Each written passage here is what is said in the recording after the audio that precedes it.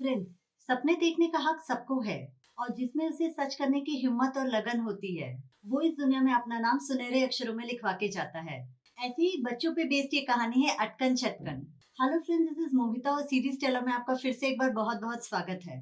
Friends, आज मैं आपको अटकन चटकन की पूरी स्टोरी बताने जा रही हूँ। तो पहले ही बता दूं कि ये एक स्पॉइलर वीडियो है, इसीलिए अगर आपको ये मूवी देखनी हो तो हमारे इस वीडियो को स्किप कर सकते हैं या फिर बने रहे हमारे साथ इस मूवी की स्टोरी जानने के लिए। इसके पहले कि हम इस मूवी को एक्सप्लेन करें, हमारे चैनल को सब्सक्राइब करें और नोटिफिकेशन बेल की घंटी दबाएं ताकि हम और आप हमेशा इस सीरीज टेलिंग से जुड़े रहें। अटकन चटकन एक म्यूजिकल ड्रामा बेस्ड मूवी है जो कि 5 सितंबर को Z5 पे रिलीज हुई है। ये लगभग 2 घंटे 15 मिनट की मूवी है जिसे डायरेक्ट किया है शिव हरे ने और प्रोड्यूस किया है सिंह विशाखा ने। दोस्तों, बहुत दिनों बाद बच्चों पे बेस्ड ये मूवी आई है जो कि हुनर की वजह से रंग से राजा बनने की कहानी को दर्शाता है। इस मूवी के मेन कैरेक्टर्स हैं नैडियन लाधास्वरम एज गुड्डू और उसके दोस्त Sachin Chaudhary as Chhuttan, Yash Rane as Madhav and Tamanna Deepak as Mithi. तो बिना और टाइम वेस्ट किए लेट्स प्ले द मूवी।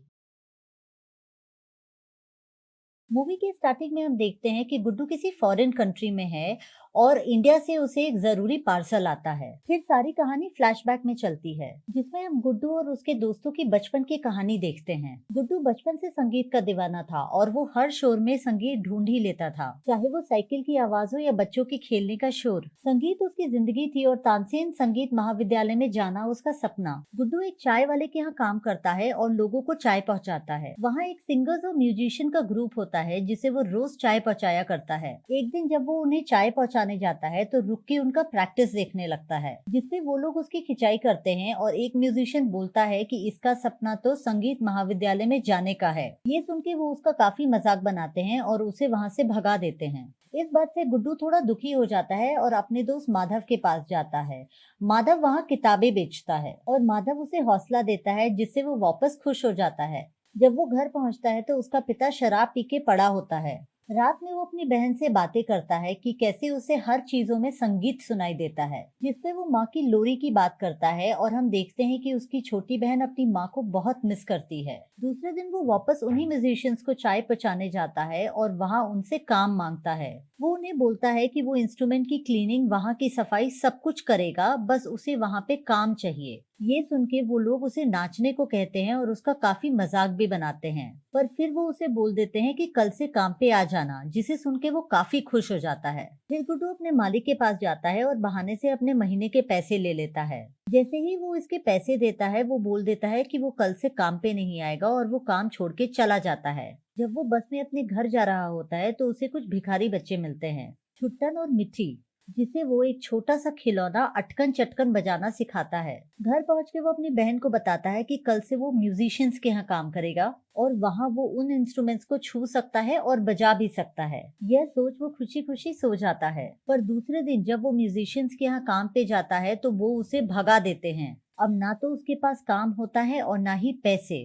वो जगह जगह पे काम मांगने जाता है पर उसे हर जगह निराशा ही हाथ लगती है। वो निराश होकर बैठा रहता है, तभी उसे रास्ते पे 100 रुपए का नोट गिरा हुआ मिलता है। वो झट से पैसे उठाता है और घर जाने के लिए बस पे चढ़ जाता है। बस पे उसे वही भिखारी बच्चे मिलते हैं, छुट्टन और मिठी। वो कुछ सोचकर वो 100 रुपए का नोट उन्हें दे देता है। यहाँ एक औरत जिसका नाम मोहिनी है संगीत महाविद्यालय में काम मांगने जाती है। वो काफी टैलेंटेड है पर प्रॉपर ट्रेनिंग नहीं होने की वजह से उसे वहाँ से लौटा दिया जाता है। उसके बाद वो प्रिंसिपल अपने सेक्रेटरी को बोलता है कि ये स्कूल नेशनल कंपटीशन के ग्रांट पे चलता है और पिछले 4 सालों से वो लगातार हार रहे हैं, तो अगर वो इस साल भी हार गए तो ग्रांट तो बंद हो ही जाएगी बट स्कूल की इज्जत भी मिट्टी में मिल जाएगी। गुड्डू काम ढूंढ ही रहा होता है कि उसे वो म्यूजिशियन मिल जाता है जिसके यहाँ वो चाय पहुँचाने जाया करता था। वो उसे कबाड़ी वाले के यहाँ 1000 रुपए महीने पे नौकरी दिला देता है। गुड्डू वहाँ काम के साथ साथ उस कबाड़ियों में भी संगीत ढूंढ लेता है।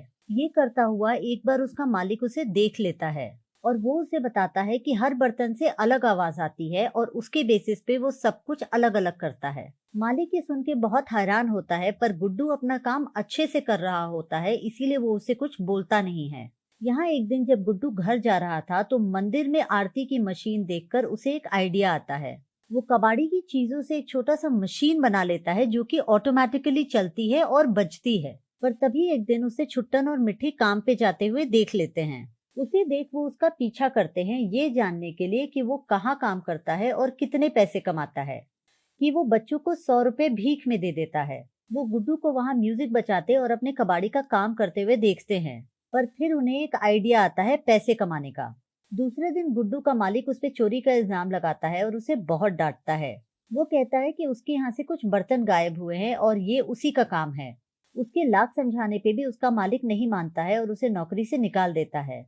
जब वो घर वापस जा रहा होता है तो वो छुट्टन और मिट्टी को रास्ते पे वही बर्तन बजा बजा के भीख मांगते हुए देखता है।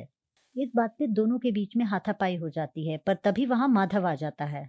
माधव गुड्डू का ही नहीं बल्कि छुट्टन और मिट्टी का भी दोस्त है। गुड्डू उसे बताता है कि इनकी वजह से उसकी नौकरी चली गई। माधव की बहुत पूछने पे वो ये मान लेते हैं कि उन्होंने ही वो बर्तन चुराए थे, और वो माधव के कहने पे बर्तन वापस भी कर देते हैं गुड्डू के मालिक को। पर वो फिर भी गुड्डू को काम पे वापस नहीं रखता है। फिर माधव, जो कि छुट्टन और मिट्टी के साथ रहता है, उसे अपनी खोली में लाता है। वहां वो चारों प्लान बनाते हैं कि वो गाना बजाना करके पैसे कमा सकते हैं, और वहां वो अपना एक बैंड बना लेते हैं जिसका नाम रखते हैं अटकन चटकन। फिर हम देखते हैं कि कैसे गुड्डू कबाड़ी के सामान से एक बढ़िया सा इंस्ट्रूमेंट बना लेता है, और वो सब मिलके चौराहे पे परफॉर्मेंस करने लगते हैं। उनका म्यूजिक और गाना सुन के काफी भीड़ इकट्ठा होती है और उसे काफी पैसे भी मिलते हैं। फिर माधव गुड्डू को चर्च ले जाता है और एक लड़की को दिखाता है जो कि उसकी तरह हैंडीकैप्ड है।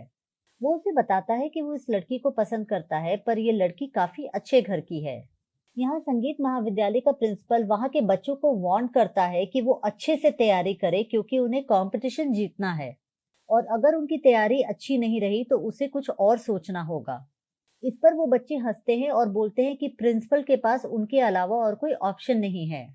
एक दिन एक बैंड रास्ते पे परफॉर्म कर रहा होता है जहाँ पे काफी भीड़ लगी होती है। उस भीड़ में वो चारों भी होते हैं, और उनकी नजर पीछे रखे खाली ड्रम्स पे जाती है। गुड्डू और उसके दोस्त कुछ स्टिक से उस ड्रम को बजाने लगते हैं और वहीं पे परफॉर्म करने लगते हैं। उन बच्चों का कमाल का परफॉर्मेंस देखकर सारी भीड़ उस प्रोफेशनल्स को छोड़ के उनके पास इकट्ठा हो जाती है। उस भीड़ में संगीत महाविद्यालय का प्रिंसिपल और सेक्रेटरी भी होते हैं। वो प्रिंसिपल दूसरे दिन उन बच्चों से मिलता है जहां वो उसे अच्छी अच्छी चीजें खिलाता है, और वो उन्हें कंपटीशन के बारे में बताता है।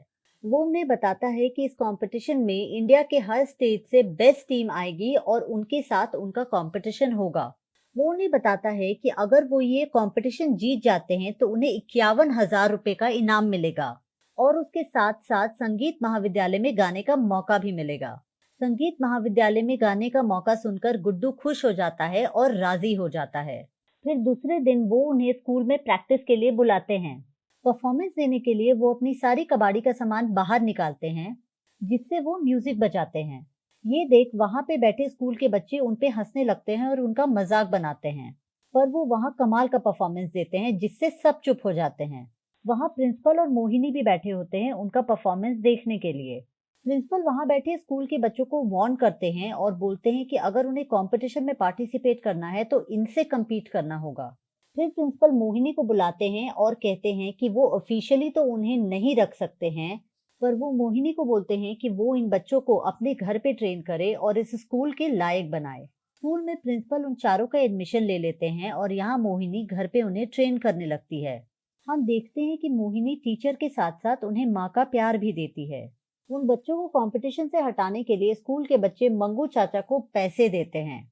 फिर हमें पता चलता है कि मोहिनी ही गुड्डू और उसकी बहन लता की माँ है।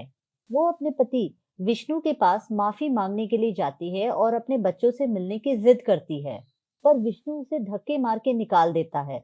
जब गुड्डू घर लौटता है तो वो उसे अपने शराबी पिता को ढोलक बजाते हुए देखता है और काफी सरप्राइज्ड हो जाता है।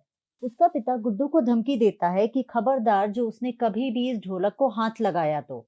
यहाँ मोहिनी की बातें सुनकर लता, गुड्डू की बहन, उससे मिलने की जिद करती है। दूसरे दिन जब प्रैक्टिस पे गुड्डू थोड़ा लेट पहुंचता है तो मोहिनी उसके बारे में पूछती है। बच्चे उसे बताते हैं कि वो उनके साथ नहीं रहता है बल्कि जमुनिया नाम के एक जगह से आता है। तभी गुड्डू अपनी बहन लता के साथ वहां पहुंचता है। गुड्डू और लता को देखकर मोहिनी को शक हो जाता है कि वो उसके ही बच्चे हैं। सबके जाने पे लता गुड्डू से उसका एड्रेस पूछती है और उसके पिता का नाम पूछती है। उसके पिता का नाम विष्णु है, ये जान के लता बहुत खुश होती है और वो उसे बताती है कि वही उसकी माँ है।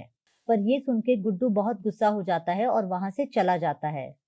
गुस्से में गुड्डू उन बच्चों से मिलता है और बोलता है कि अब वो उस टीचर के पास गाना सीखने कभी नहीं जाएगा, और वो अपनी बहन को लेता है और सीधे अपने घर के लिए निकल जाता है।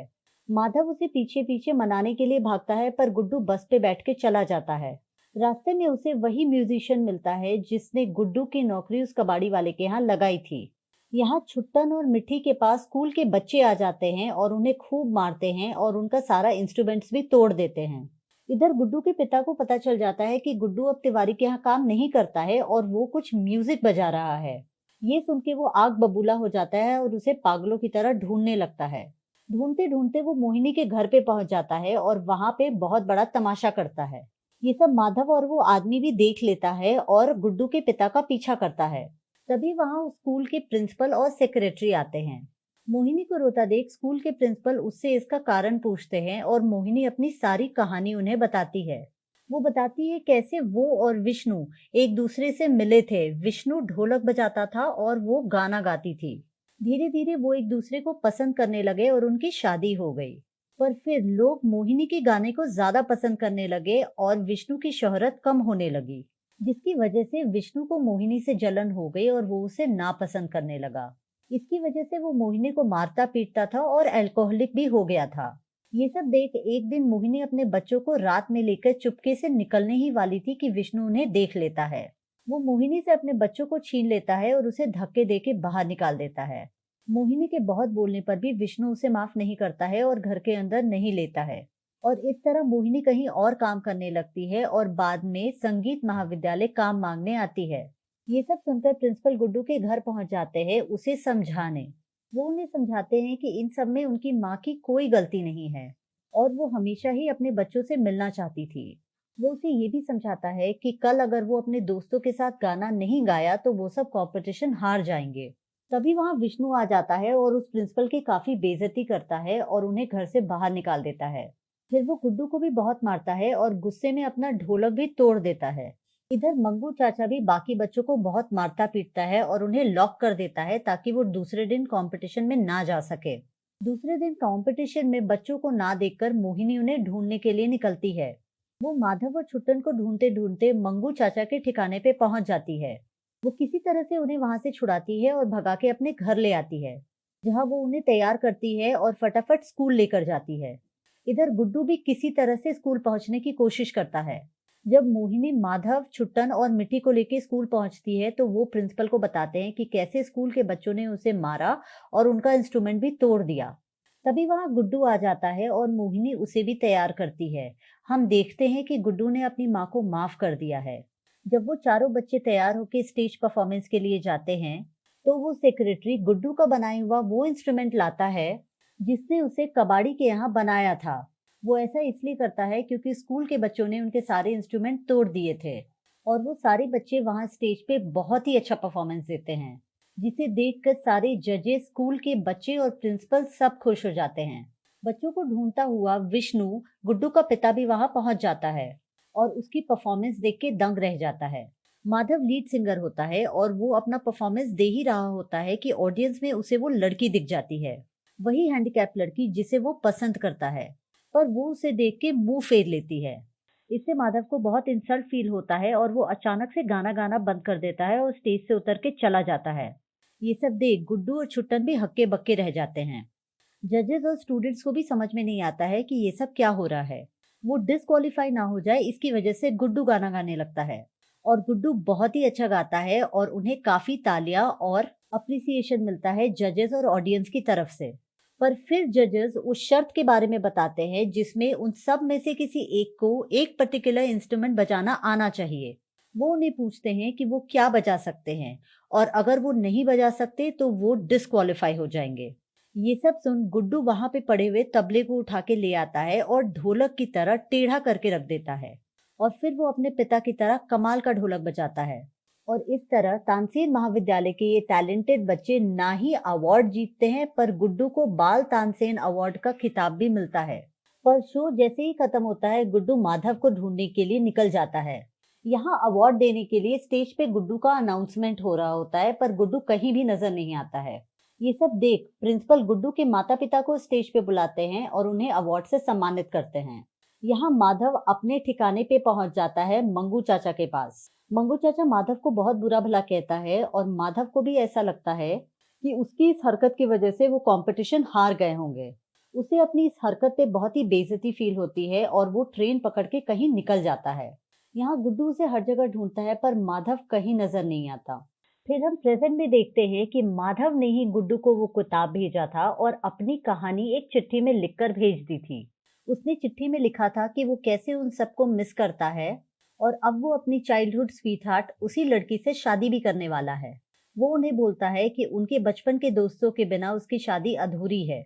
वो गुड्डू को वापस बुलाता है पर उसके पहले एक नंबर पे फोन करने के लिए कहता है। और इस तरह खत्म होती है सक्सेस, पैशन और दोस्ती की कहानी। अब इस मूवी की हाइलाइट्स की बात की जाए तो सारे बच्चों ने अच्छी एक्टिंग की है। लैडियन उर्फ गुड्डू ने भी अच्छी डेब्यू की है इस मूवी के जरिए। काफी दिनों बाद एक बच्चे पे बेस्ड मूवी आई है जो हमें इंटरटेन और मोटिवेट करने की कोशिश करती है। It also gives us a break from that romantic thriller family drama. चलिए अब इसके वीक पॉइंट्स पे डिस्कस कर लेते हैं। वीक प्रेजेंटेशन होने की वजह से स्टोरी में ग्रिप नहीं है and after a point of time ये बोरिंग लगने लगती है। ये मूवी बहुत लंबी और ड्रैग्ड है and somewhere it is stuffed with unnecessary drama. अगर आप बच्चों पे बनी मूवी देखना चाहते हैं तो देख लें, पर अगर आपने इस मूवी को नहीं भी देखा तो कुछ खास मिस नहीं किया। तो इस मूवी में बच्चों की अच्छी एक्टिंग और उनकी कोशिश के लिए और ऑडियंस को रेगुलर से कुछ हटके प्रेजेंट करने के लिए मैं इस मूवी को 5 में से 2.5 स्टार्स देती हूँ। तो फ्रेंड्स, सीरीज टेलर पे हम जल्दी ही लौटेंगे एक नए वीडियो के साथ। तब तक के लिए take care and stay safe.